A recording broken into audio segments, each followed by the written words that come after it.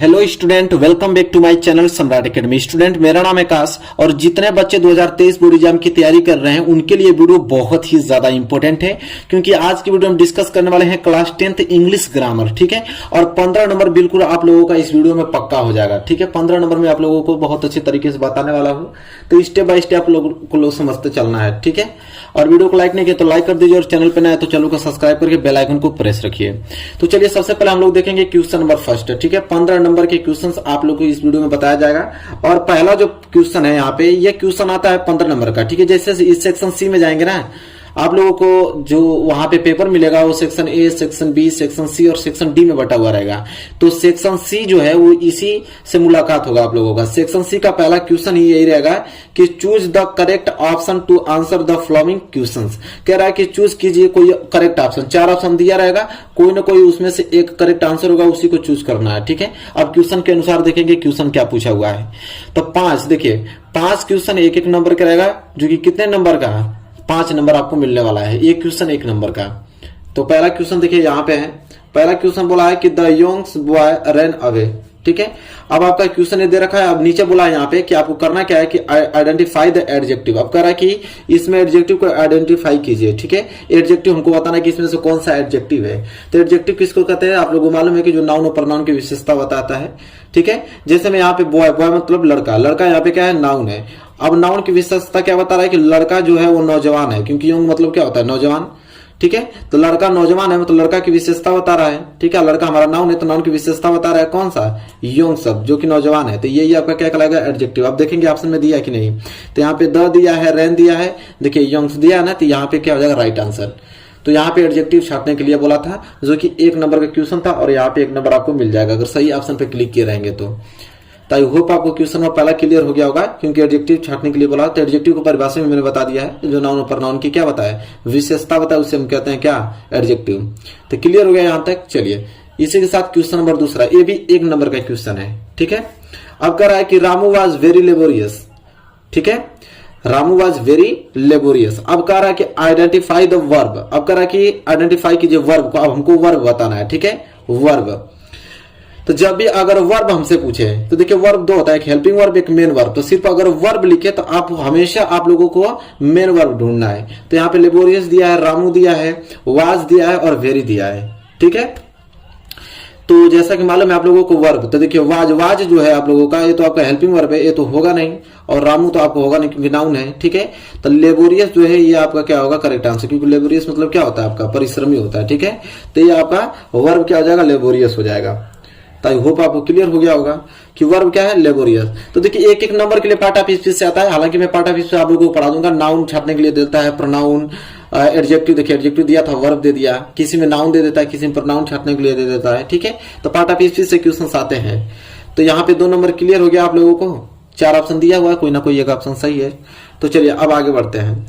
अगला क्वेश्चन है कि the noun form of strong is. कह रहा है कि जो स्ट्रॉन्ग है, ठीक है, तो स्ट्रॉन्ग का आप लोगों का नाउन फॉर्म बताना है कि नाउन में स्ट्रॉन्ग को क्या कहते हैं। ठीक है, कि स्ट्रॉन्ग में नाउन का फॉर्म क्या होता है, स्ट्रेंथ होता है कि स्ट्रॉन्गर होता है कि स्ट्रॉन्गेस्ट होता है कि स्ट्रेंज होता है। ठीक है, तो आप लोगों को 4 ऑप्शन दिया है, आपको बताना है कि स्ट्रॉन्ग का नाउन फॉर्म क्या होता है। ठीक है, तो चलिए देखिए फटाफट, अगर आप लोगों को आ रहा है तो जल्दी से कमेंट कीजिए। तो मैं आप लोगों को बता दूं कि स्ट्रॉन्ग का जो नाउन फॉर्म होता है वो होता है स्ट्रेंथ। क्या होता है, स्ट्रेंथ। तो इसको आप लोगों को याद कर लेना है कि स्ट्रॉन्ग का क्या होता है, स्ट्रेंथ, नाउन फॉर्म। चलिए यहां तक तीसरा भी क्लियर हो गया। तो 3 नंबर आप तक मिल गया होगा आप लोगों को। 1 नंबर के क्वेश्चंस आते हैं। ठीक है, ऑब्जेक्टिव क्वेश्चंस। चलिए अब हम चौथे की तरफ बढ़ते हैं। अब चौथा है कि ही इज एगर, फिर dot dot dot, no his result. अब आप लोगों को प्रीपोजिशन है, इसमें भरना है अबाउट की इनटू की टू की ऑफ। अब कह रहा है ही इज एगर, ठीक है, वह उत्साहुक है, नो हिज रिजल्ट, अपना रिजल्ट जानने के लिए, के लिए। तो जब भी के लिए सेंस आता है ना, तो के लिए के सेंस के लिए हम किसका प्रयोग करते हैं, टू का प्रयोग करते हैं। इसलिए तीसरा क्या हो जाएगा, राइट आंसर हो जाएगा। ठीक है, तो यहाँ पे पूरा क्या हो जाएगा, अगर मैं यहाँ पे टू भर देता हूं तो क्या हो जाएगा, he is eager to know his result, वो अपना रिजल्ट जानने के लिए क्या है, उत्साहुक है। तो आई होप क्लियर हो गया होगा ये भी। चलिए ये भी क्वेश्चन आप लोगों को अच्छे तरीके से समझ में आ गया। अब हम अगले क्वेश्चन की तरफ बढ़ते हैं। 1 नंबर यहां से भी क्लियर हो गया। अब 5वां क्वेश्चन है। चलिए देखिए 5वां प्रश्न। 5वां प्रश्न यह है कि Sita has gone to school. Sita has gone to school. अब ये सेंटेंस दे दिया है, अब नीचे बोला है कि change into future perfect tense. ठीक है, अब हमको इस सेंटेंस को फ्यूचर परफेक्ट टेंस में क्या करना है, चेंज करना है। ठीक है, तो टेंस आपको आना चाहिए। सबसे पहले आपको ये आना चाहिए कि फ्यूचर जो परफेक्ट टेंस है, तो फ्यूचर परफेक्ट टेंस में वर्ब कौन सी लगती है, तो हमेशा विल हैव का प्रयोग करते हैं और वर्ब का थर्ड फॉर्म। परफेक्ट जिसमें भी लगा रहता है हमेशा वर्ब का थर्ड फॉर्म का प्रयोग करते हैं, और फ्यूचर परफेक्ट है तो विल हैव का प्रयोग करेंगे। ठीक है, तो क्या बनाएंगे, तो सबसे पहले सब्जेक्ट लिखते हैं, तो सब्जेक्ट आपका इसमें जो सीता वही रहने वाला है, तो क्या लिखेंगे यहाँ पे, सीता लिखेंगे। ठीक है, सीता के बाद विल हैव लगाएंगे क्योंकि फ्यूचर परफेक्ट है, तो Sita will have. Shall have भी लगता है, तो हालांकि सीता है आपका सिंगुलर है तो विल लगेगा। ठीक है, तो सीता विल हैव। अब देखिए गॉन, गो वेंट गॉन, तो इसमें भी आपका थर्ड फॉर्म है, तो इसमें भी थर्ड फॉर्म लगता है क्योंकि परफेक्ट है, तो गॉन का गॉन ही रहने वाला है, गॉन। इसके बाद क्या लगाएंगे हम, टू, इसके बाद क्या लगाएंगे, स्कूल, क्योंकि यही तो रहता है सब्जेक्ट प्लस विल या है प्लस वर्ब का थर्ड फॉर्म प्लस ऑब्जेक्ट। ठीक है, तो बन जाएगा आपका Sita will have gone to school. आपका चेंज हो गया किसमें, फ्यूचर परफेक्ट टेंस में। और ये किसमें था, Sita has gone to school, तो देखिए वर्ब हैज या हैव और वर्ब का थर्ड फॉर्म क्या हो गया, प्रेजेंट परफेक्ट टेंस। तो प्रेजेंट परफेक्ट टेंस में था और इसको चेंज किस में करना था हम लोगों को, फ्यूचर परफेक्ट में। तो देखिए फ्यूचर परफेक्ट में हम लोग चेंज कर दिया, तो 1 नंबर यहां से भी मिल जाएगा। तो 5 क्वेश्चन तो आप लोगों को इस प्रकार पूछे जाएंगे, 4 वो विकल्प, एक आपको सेंटेंस को चेंज करने के लिए बोलेगा। तो 5 नंबर तो यहां तक बिल्कुल आप लोगों को तैयार हो गया। ठीक है, तो यहां हमने तो चेंज हो गया। इसका भी ऑप्शन दिया है, मैं ऑप्शन दिखाता हूं, हालांकि मैं चेंज करके आप लोगों को बताया हूं। तो क्या बना है हम लोग, Sita will have gone to school ना। अब यहाँ पे ऑप्शन देखेंगे, ऑप्शन यहाँ पे दिया रहेगा आपको, तो देखिए यहाँ पे क्या है, Sita will have gone to school कहाँ मिला है, तो Sita will have gone to school. तो चौथा जो है वो क्या हो जाएगा, राइट आंसर। चौथा क्या हो जाएगा, राइट आंसर। ये तो बना के मैं दिखाऊंगा, ऑप्शन आपको दिया रहेगा, तो तुरंत आप इसको देख लेंगे कि फ्यूचर परफेक्ट है तो हमेशा क्या लगता है, विल हैव लगता है, वर्ब का थर्ड फॉर्म लगता है, ऑब्जेक्ट, तो तुरंत आप स्ट्रक्चर मालूम रहेगा तो आप कर लेंगे इसको। तो यहां तक चीजें क्लियर है, आप लोगों को आसानी से समझ में आ गया। चलिए इसी के साथ हम क्या पढ़ेंगे, आगे की तरफ बढ़ेंगे। और क्वेश्चन नंबर दूसरा, 5 नंबर तो वहां से मालूम चल गया ना आपको। अब क्वेश्चन नंबर दूसरा, क्वेश्चन नंबर दूसरा जो है वो भी 5 नंबर का है। एक क्वेश्चन 1 नंबर के लिए बनते हैं। अब दिया है कि choose the following as directed in the bracket. कह रहा है कि आपको क्वेश्चन दिया हुआ है और क्वेश्चन में आपको क्या करना है वो ब्रैकेट में लिखा हुआ है। ठीक है, और एक क्वेश्चन 1 नंबर के, तो 5 क्वेश्चन है जो कि 5 नंबर मिलने वाला है। पहला प्रश्न यह है कि Rekha said to me behave properly.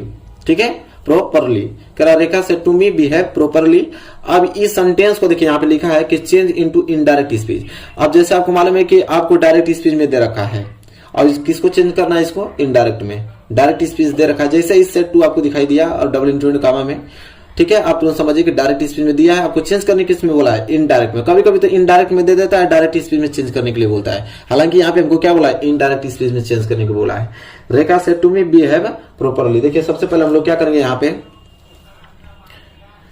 कि सबसे पहले देखेंगे कि रेखा सेड टू मी, जब भी यहाँ पे सेड टू में दे, पहले देखेंगे सेंटेंस किसका है। ठीक है, तो यहाँ पे इंपरेटिव सेंटेंस है। ठीक है, सेंटेंस कौन सा है, इंपरेटिव सेंटेंस है कि रेखा सेड टू मी, रेखा हमसे करे कि बिहेव प्रॉपर्ली, अपना बिहेव अच्छे से रखो। ठीक है, तो यहाँ पे ये कह रहा है कि ऑर्डर दे रहा है, रेखा हमको क्या कर रही है, ऑर्डर दे रही है कि अपना बिहेव ऐसा ना कि तुम प्रॉपर्ली अपना रखो बिहेव।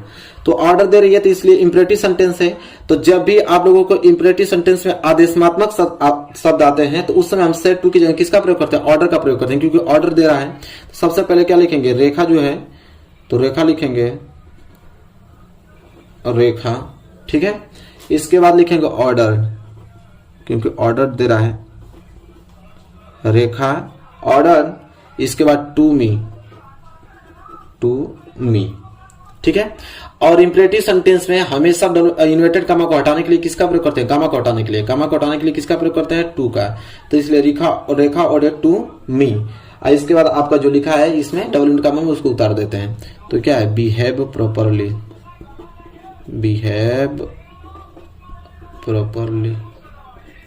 इसके बाद क्या लगाते हैं, फुल स्टॉप।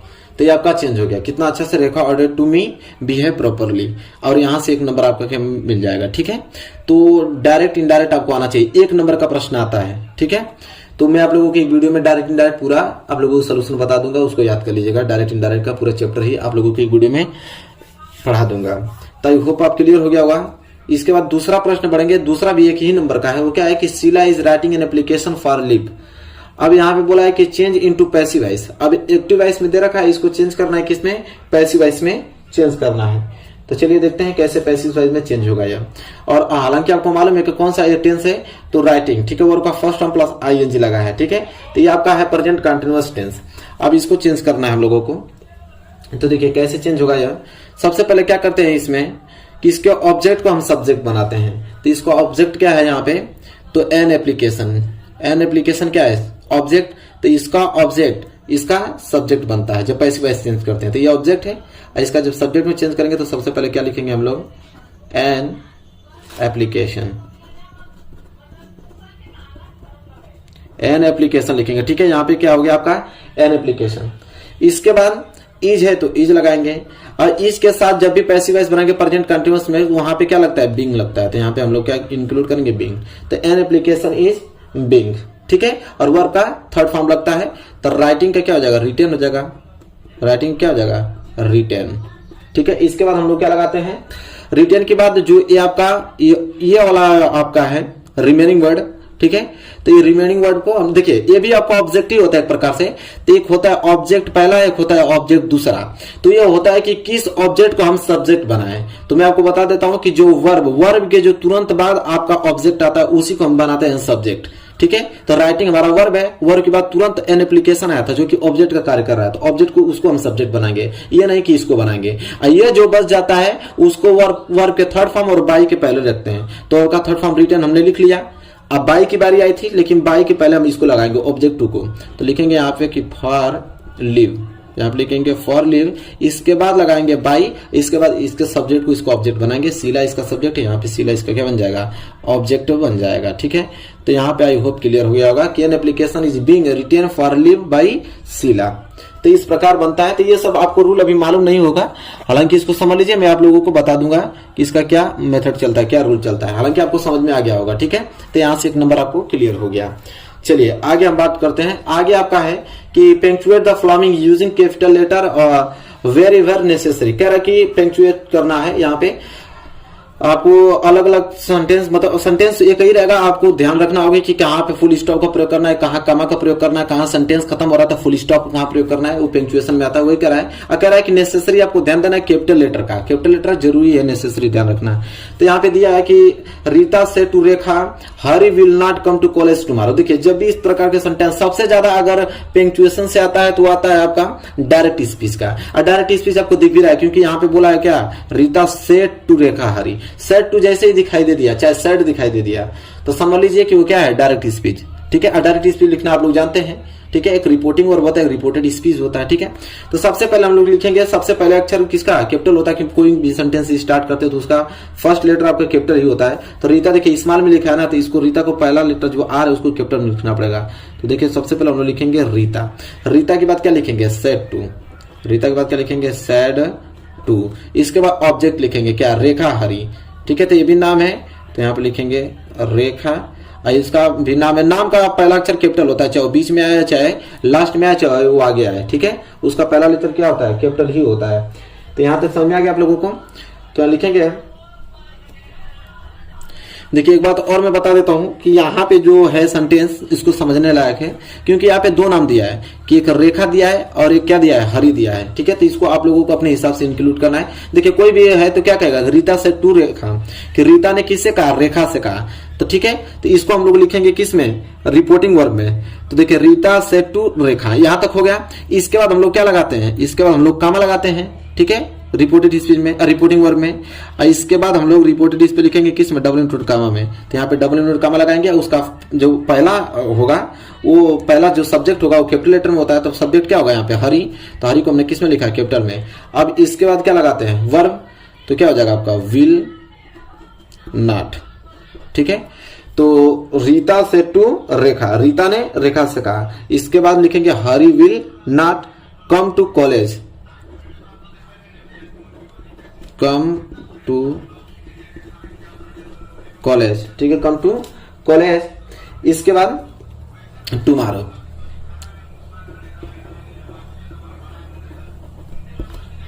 टुमारो, ठीक है। तो यहां से आपका अब फिर डब्ल्यू टू कामा क्लोज करना है और तब जाके आप फुल स्टॉप लगाना है। तो आपका किसमें बन गया, डायरेक्ट स्पीच में क्या, तो Rita said to Rekha, Rita said to रेखा है, ठीक है, फिर कामा हमने लगा हुआ है, फिर डब्ल्यू कामा हमने क्या लिखा है, Hari will not come to college tomorrow, फिर डब्ल्यू कामा क्लोज किया, फिर फुल स्टॉप लगाया। तो इस प्रकार आपको डायरेक्ट स्पीड में लिखना है। ये आपका पंक्चुएशन था, ठीक है। ये भी आपका कितने नंबर का आता है, तो 1 नंबर का आता है। इस प्रकार आपको समझना है। एक क्लास में लूंगा पंक्चुएशन का भी, उसमें आपको बताऊंगा कि कॉमा का प्रयोग कहाँ करते हैं, फुल स्टॉप का प्रयोग कहाँ करते हैं, ठीक है, हाइफन का प्रयोग कहाँ करते हैं, सारी चीजें आप लोगों को मैं बताऊंगा। हालांकि ये क्वेश्चंस आपके एग्जाम में आए हुए हैं तो उसको मैं बता रहा हूं ताकि आप समझ जाएं कि किस प्रकार के क्वेश्चन पूछे जाते हैं, कितने नंबर के पूछे जाते हैं। तो यहां तक चीजें क्लियर हो गया, 3 नंबर। चलिए अगला प्रश्न इसमें आपको मिलेगा देखने को। अगला प्रश्न यहां मिलेगा कि frame a correct sentence by rewording the word. अब कह रहा है कि रीवर्डिंग मतलब होता है सजा के लिखना, ठीक है। सजा के लिखना मतलब कि कोई भी सेंटेंस का स्ट्रक्चर क्या होता है, तो सेंटेंस का कोई भी सेंटेंस का स्ट्रक्चर होता है subject plus object plus subject plus verb plus object. पहले सब्जेक्ट, इसके बाद वर्ब, इसके बाद ऑब्जेक्ट, कोई भी सेंटेंस का स्ट्रक्चर होता है, ठीक है। अब इसी स्ट्रक्चर पे हम लोगों को ये सेंटेंस अलग किस्म का दिया हुआ है, पहले ऑब्जेक्ट को आगे कर दिया, सब्जेक्ट को पीछे कर दिया है, ठीक है। उसी को रीवर्डिंग करना है हम लोगों को, सेंटेंस को सजा के लिखना है, ठीक है। तो चलिए सबसे पहले देखते हैं। सबसे पहले हम देखेंगे सब्जेक्ट। तो सब्जेक्ट यहाँ पे क्या है, तो ही क्या आपका सब्जेक्ट, तो सबसे पहले क्या लिखेंगे, ही, यहाँ पे लिखेंगे सब्जेक्ट, ठीक है। इसके बाद सब्जेक्ट बाद वर्ब खोजेंगे, ठीक है। तो वर्ब क्या है यहाँ पे आपको बोरोड, ठीक है, वर्ब का थर्ड फॉर्म है, तो क्या हो जाएगा बोरोड। देखिए सब्जेक्ट, इसके बाद क्या वर्ब, तो वर्ब आपका क्या है बोरोड, तो ही बोरोड। यहां तक क्लियर है आप लोगों को है। इसके बाद प्रीपोजिशन देखेंगे, प्रीपोजिशन ए का प्रयोग किया है तो ए का प्रयोग लगाएंगे, तो he borrowed a lot of, lot of ये आपका फ्रेजल वर्ब होता है, तो ये लिखेंगे यहाँ पे लॉट ऑफ, ठीक है, क्योंकि साथ ही में आता है यह। तो he borrowed a lot of, इसके बाद आपका क्या आएगा मनी, ठीक है, क्या आएगा मनी, ऑब्जेक्ट। तो he borrowed a lot of, देखिए he subject, borrowed verb, article, phrasal verb, इसके बाद ऑब्जेक्ट मनी, ठीक है। इसके बाद आपका क्या बचा इसमें, मनी फ्रॉम मी, ठीक है, money from me, money from me, ठीक है। तो इसके बाद क्या लगाएंगे, फुल स्टॉप लगाएंगे। तो ये आपका रिवर्डिंग सेंटेंस है। इसमें हमने क्या किया, सबसे पहले हमने सब्जेक्ट लगाया, इसके बाद हमने देखा तो वर्ब, इसके बाद आर्टिकल का प्रयोग होता है। मैं स्ट्रक्चर आपको बताऊंगा किस प्रकार स्ट्रक्चर को सजाते हैं, ठीक है। ए और एन द का प्रयोग करते हैं अगर रहता है सेंटेंस में। इसके बाद फ्रेजल वर्ब रहता है तो फ्रेजल वर्ब लगाते हैं, इसके बाद ऑब्जेक्ट लगाते हैं, ठीक है। फिर लास्ट में जो रिमेनिंग वर्ड बनता है उसको लास्ट में लिख देते हैं। जो कि मी है वो ऑब्जेक्ट सेकंड का काम कर रहा है, तो ऑब्जेक्ट सेकंड हो चाहे रिमेनिंग वर्ड उसको लास्ट में लिखते हैं। ये मैं पढ़ाऊंगा आप लोगों को, प्रॉपर क्लास लूंगा तब, ठीक है। हालांकि ये क्वेश्चन है तो मैं बस इसको सॉल्व करने की कोशिश कर रहा हूं ताकि इसका सलूशन मिल जाए, आपको मालूम चल जाए कि हाँ ये प्रश्न 2022 में ही सारे क्वेश्चन पूछे गए थे। बाकी क्लास लूंगा तो आपको डिटेल में बताऊंगा कि कौन सा सेंटेंस में किस रूल का प्रयोग करते हैं और कोई भी वर्ड को कहाँ रखते हैं, सब्जेक्ट का स्थान क्या होता है, ऑब्जेक्ट का क्या होता है, ठीक है, फ्रेजल का स्थान कहाँ होता है, ठीक है। ये सारी चीजें आपको डिस्कस करूंगा। तो ये सारी चीजें क्लियर हो गया। चलिए 1 नंबर वहां से भी क्लियर हो गया, रिवर्डिंग सेंटेंस है। इसके बाद देखिए complete the spelling of the flowing word, ठीक है। अब यहाँ पे एक दे देगा फिलिंग इन द ब्लैंक्स, इसको आपको कंप्लीट करना होगा, इसको स्पेलिंग को, कि इसमें कौन सा वर्ड डाल दें कि एक संपूर्ण मीनिंग फुल आपका यह वर्ड बन पाए, ठीक है। जैसे सी दिया है फिर डॉट, फिर यू आर ए फिर डॉट फिर ई, इसमें अपने दिमाग से आप लोगों को भरना होगा क्या भरे, ठीक है। तो यहाँ पे ये आपको दर्शा रहा है करेज को, अगर मैं यहाँ पे ओ भर दूं COURA, यहाँ पे जी भर दूं करेज, ठीक है। तो ये आपका संपूर्ण मीनिंग भी साहसी होता है, तो यहाँ पे इसका मीनिंग भी निकल है, करेज मतलब साहसी, ठीक है। तो यहाँ पे ओ यहाँ पे जी भरना पड़ेगा। तो इस प्रकार के देगा आपको फिल इन द ब्लैंक्स, आपको अपने दिमाग से भरना होगा कि क्या भर दें कि एक सेंटेंस एक मीनिंगफुल अर्थ इसका मिल पाए, ठीक है। तो यहाँ पे करेज हमने भर दिया, ओ भरा हमने जी भरा, तो करेज बन गया जिसका अर्थ होता है साहसी। क्लियर हो गया ना यहाँ तक। तो यहाँ से भी 5 नंबर आपको मिल गया, कोई दिक्कत नहीं। इसके बाद 5 नंबर का अकेला यही आता है कि translate the flowing into English, जो कि अकेले ही कितने नंबर का रहता है, 5 नंबर का अकेले पूछा जाता है। तो आपको टेंस आना चाहिए, ठीक है, समझ रहे हैं। टेंस तब तक आएगा ना तब तक इसको आप बना नहीं पाएंगे। टेंस आना चाहिए, सेंटेंस आना चाहिए, ठीक है, और आपके यूज आना चाहिए, यूजेस जो होते हैं ये सारी चीजें अगर आएगा तभी आप इसको ट्रांसलेट कर पाओगे इंग्लिश में, ठीक है। हालांकि मैं बता देता हूं 2022 में आया था कि किस प्रकार इसका इंग्लिश क्या होगा। आप बोला यहाँ पे कि आजकल खेती भी एक प्रकार का व्यवसाय है, ठीक है, यहाँ तक कि आजकल खेती भी एक प्रकार का व्यवसाय है। तो देखिए इसको कैसे हम लोग बनाएंगे, इंग्लिश में कन्वर्ट कैसे करेंगे। सबसे पहले आजकल, आजकल का क्या होता है स्पेलिंग नाउ अडेज, ठीक है, क्या होता है नाउ अडेज। तो ये कहीं भी लिखेंगे आजकल नाउ अडेज। ठीक है, इसके बाद कर रहा है कि खेती भी एक प्रकार का क्या है, व्यवसाय है। तो खेती किस मतलब होता है, व्यवसाय। तो यहाँ पे लिखेंगे व्यवसाय, तो बिजनेस मतलब होता है खेती, आपका फार्मिंग होता है। तो आजकल खेती भी एक व्यवसाय है, तो खेती का लिखेंगे हम लोग, इसको क्या बनाएंगे, सब्जेक्ट बनाएंगे। तो नाउ अडेज फार्मिंग, नाउ अडेज फार्मिंग इज आल्सो हमेशा क्या है, एक व्यवसाय है, a kind of business, a kind of business. ठीक है, अ काइंड ऑफ बिजनेस, फिर फुल स्टॉप। तो बना आपका क्या, आजकल खेती भी एक प्रकार का व्यवसाय है। तो नाउ अडेज आजकल फार्मिंग, खेती भी is also a kind of business. Kind मतलब होता है कि क्या, एक प्रकार। ठीक है, एक प्रकार का क्या है, बिजनेस है, व्यवसाय है।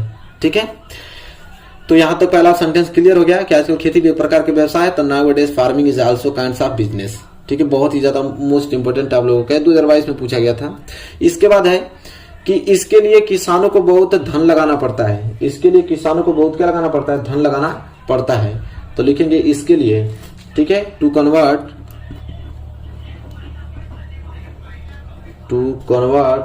ठीक है, स्पेलिंग आपको समझ में आ रही होगी। ठीक है, टू कन्वर्ट, फिर कह रहा है इसके लिए किसानों को बहुत धन लगाना पड़ता है। किसके लिए, मतलब खेती के लिए ही बात कर रहा है। तो यहां आप लिखेंगे to convert farming, to convert farming into business, into business, farmer किसानों को, फार्मर बहुत धन लगाना पड़ता है ना, तो फार्मर हैव टू इन्वेस्ट, क्योंकि धन को खर्च करना पड़ता है। तो हैव टू इन्वेस्ट, चाहे धन लगाइए चाहे धन को खर्च करना पड़ता है, invest. Farmer have to invest a lot of money, a lot of money.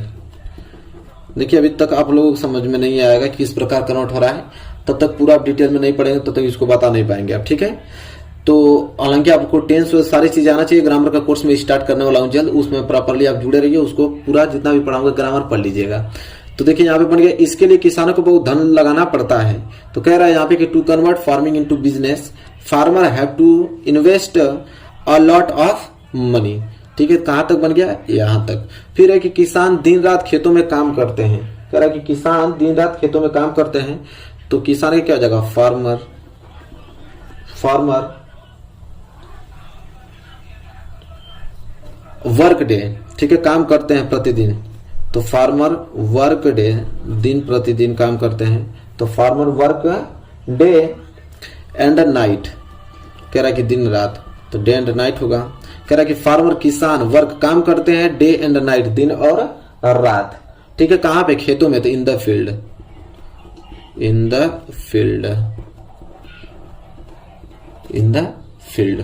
ठीक है, यहां तक हो गया फील्ड्स, फुल स्टॉप। तो यहां तक भी बन गया कि किसान दिन रात खेतों में काम करते हैं, यहां तक भी कंप्लीट हो गया। इसके बाद लगभग 80% किसान गरीबी में जीवन यापन करते हैं। अब यहां तक बनाना है। कह रहा है कि लगभग 80% किसान जो होते हैं वो गरीबी में जीवन यापन करते हैं। ठीक है, तो लिखेंगे अबाउट, ठीक है, अबाउट 80%, अबाउट 80%। देखिए कह रहा है कि लगभग 80% गरीब किसान, जो गरीबी और किसान जो होता है वो गरीबी में जीवन यापन करता है। तो अबाउट का प्रयोग हम उसके बारे में किए हैं कि अबाउट मतलब क्या होता है, के बारे में।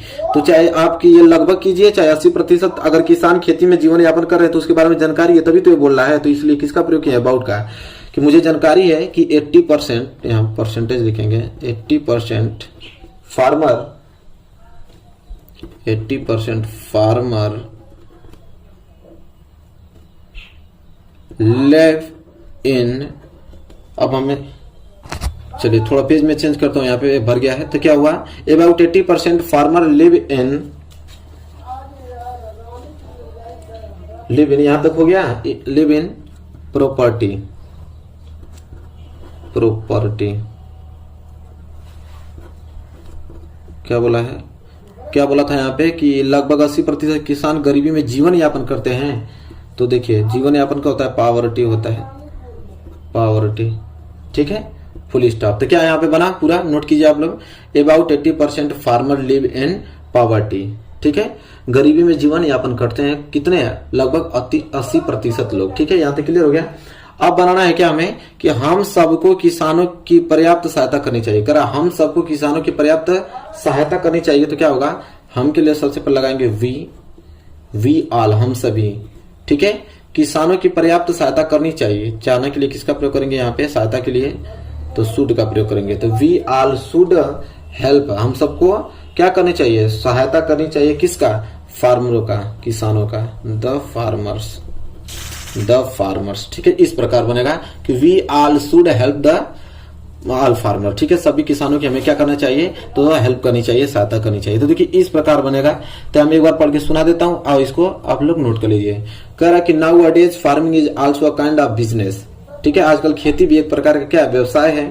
फिर कह रहा है कि इसके लिए किसानों को बहुत धन लगाना पड़ता है।